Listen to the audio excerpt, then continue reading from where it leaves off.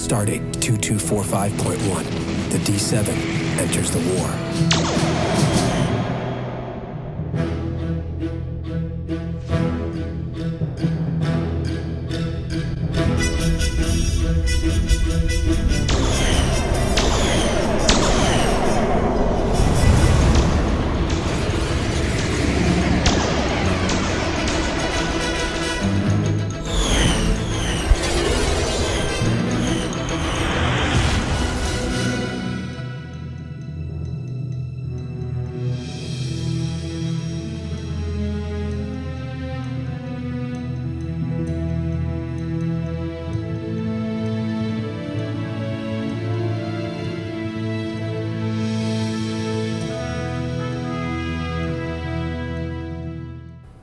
This is Jonathan Lane from Fan Film Factor, and today I'm going to be interviewing, Jonathan Lane. Hey there, Jonathan. Hey, why am I interviewing myself? Well, we're trying to keep the budget as low as possible, and to be honest with you, we can't afford a good interviewer. You're lucky you're in a different room. Okay, let's start talking about your fan film, Interlude. It takes place in the AXANAR universe, is that right? Yeah, it's got the USS Ares, it's got Garth, it's got the Klingon D7, it's got a few other surprises. You're gonna love it. So I'm a little confused. Is Alec Peters still making his AXANAR sequels? Oh yes, absolutely. But these are two totally separate fan films. Alec and AXANAR Productions are creating the two AXANAR sequels using their own cast and their own crew and their own funding. I'm using my own cast and my own crew, and my funds are being generated through this campaign. The only thing that the two productions have in common is that we're both going to be shooting on the USS Ares bridge set, and we're getting our costumes sewn up by the same person. Hey, Jonathan, does that thing behind you keep changing? What thing? This? Yeah, I thought it was something else a second ago. Nope, I don't think so. Weird. Okay, now I've got to bring this up because people are going to be wondering. But Alec Peters has a settlement with CBS and Paramount that limit him to just 2 15-minute fan films. Aren't you kind of helping him sneak around that by making more of his AXANAR movie, just separately from him? Well, that might be true if Alec had written Interlude, but he didn't write it. I did. I based it off of a single line from his AXANAR script, but I took that one line and I expanded it into a full script and a full story. Alec likes that story, but it was never anything he intended to produce. It's my fan film. So your fan film takes place in the AXANAR universe, but it's not AXANAR itself. Exactly. And you're going to shoot this fan film on the Ares Studios bridge set, right? Oh, abso-frackin-lutely. That's the whole reason I wrote this script in the first place. And is Alec Peters going to be playing Garth in your fan film? Why don't you just ask him yourself? All right, I will. Lane to Peters. Alec, are you going to be playing Garth in Jonathan Lane's fan film? Oh, I'm definitely going to play Garth. I wouldn't miss it. I love this script, and it's going to be awesome to see this AXANAR universe story come to life. So I hope all AXANAR fans will support Interlude and donate to the project. Thanks, Alec. Well, that's awesome, Jonathan. Is Alec just acting in your fan film, or is he doing anything else, like producing or executive producing? Nope. In our fan film, he's just an actor. And he's letting us use the studio. So who is your director? Actually, I've got two directors, Victoria Fox and Joshua Irwin. They're the guys who do the Avalon Universe fan films. They both work in the entertainment industry, and they really know what they're doing. As you can see from these clips, they know how to frame a scene, they know how to light a scene, they know how to cast good actors, they know how to create a quality production. Oh, I love their Avalon fan films. So how does it work having two directors? You mean like on Avengers Endgame? Yes, just like on Avengers Endgame. Just without the $300 million budget. Seriously, how did Josh and Victoria handle being co-directors? Well, why don't you ask them? Seriously? They're on this too? Transferring them now. That's the arm of your sofa. Yeah? Well, you're about to use a toy communicator. So deal with it, dude. Josh, Victoria, come in. We read you loud and clear, Jonathan. So tell us, how do you two share the duties of being a director? Well, Jonathan, it's not as complicated as you might think. It's a collaboration. Josh brings certain skills to the table. I bring different skills to the table. We put them together, and that's how we make a movie. Victoria is kind of the director of what happens on the screen, the acting, the characterization, all of that, whereas I'm the visual storyteller. I paint with light and put the images together in sequence, and that's really how we do it. Josh builds a world, and then I play in it.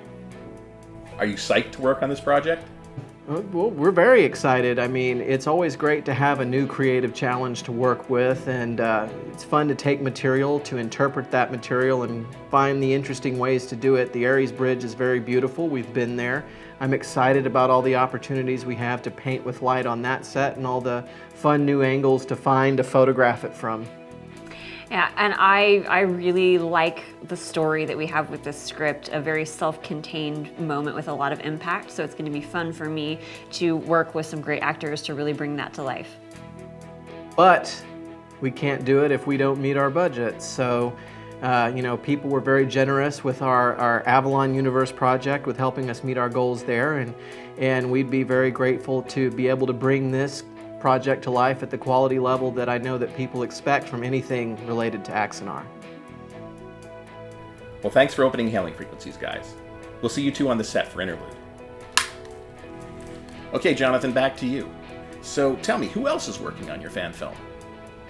One of the best things about doing the Fan Film Factor blog is that I get to meet and know so many wonderful people from the Star Trek fan film community, and a few of them have offered to help me make Interlude. For example, Mark Edward Lewis, who did the sound mixing for a couple of episodes of Star Trek New Voyages and was the sound mixer on Prelude to AXANAR, has agreed to be my sound mixer as well. And the best thing about that is that he has all the sound effects from Prelude. So he has the Klingon torpedo, he has the engine noises, he has the explosions. My fan film is going to sound exactly like Prelude, which is just what I wanted. So I'm so excited about having Mark Edward Lewis on board. Awesome. Who else? Well, there's also Kevin Croxton. He's the guy who did the musical fan film The Bunny Incident at Starbase Studios last year with his 4th and 5th grade music students. Kevin has agreed to write my music. The music you're hearing right now, the music you heard at the beginning, that's all Kevin.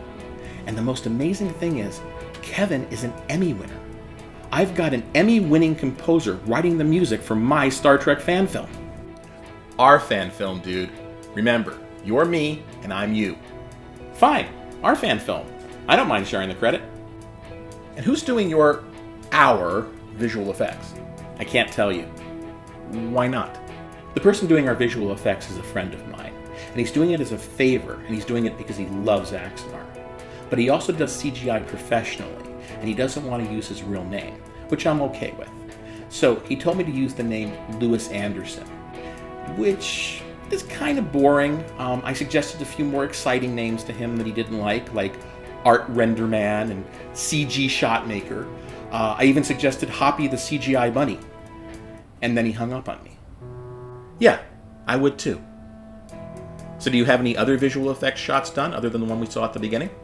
No, not yet. But we're going to have 15 to 20 different CGI shots in our final fan film. Hey, do you mind if I show the opening sequence one more time? Go ahead, it's your interview.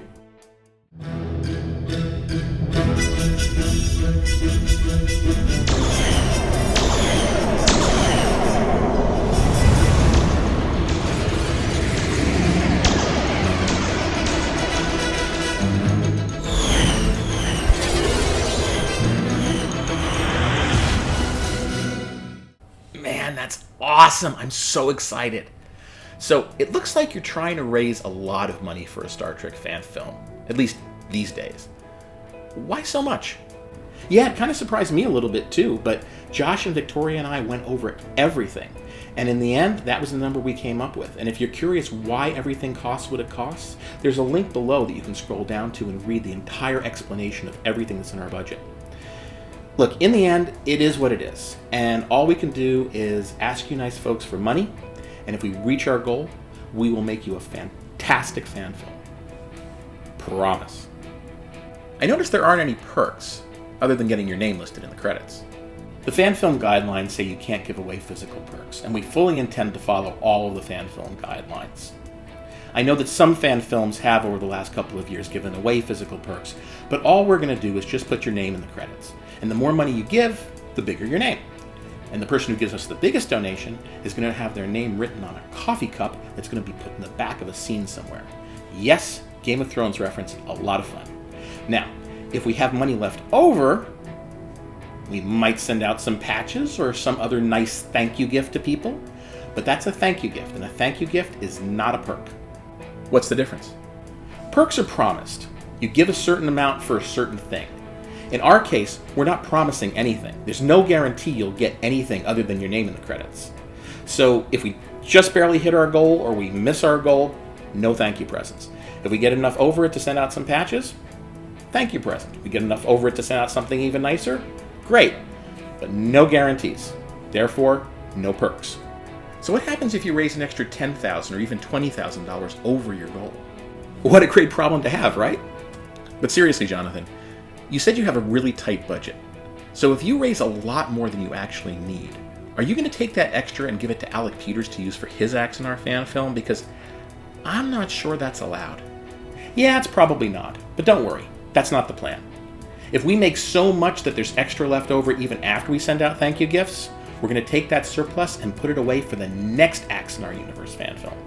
You've got other story ideas? Well, I'd love to adapt some of the AXANAR comics that Trey McElwain has been doing. And my own AXANAR short story, Why We Fight, would be pretty easy to make into a fan film. Also, I'm working on another AXANAR short story called Why We Explore, and I'd love to make that into a fan film too. Well, Jonathan, thanks for being here today. Well, of course I'm here. You're here. We're both here. It's our house. Well, anyway, I hope you folks will consider making a donation to this crowdfunding campaign because every little bit helps. Absolutely, Jonathan. We have assembled such a talented group of people, and they are so excited to make this fantastic fan film for you. And hopefully you're excited too. Excited enough to make a donation. Doesn't matter how big or how small, it all goes towards making Interlude a reality, a fan film for you to enjoy. And hopefully you'll tell your friends, and you'll tell your family, and you'll tell your family's friends, and your friends' families, and spread the word that Interlude needs their help too. Anyway, thank you so much, and of course, live long and prosper.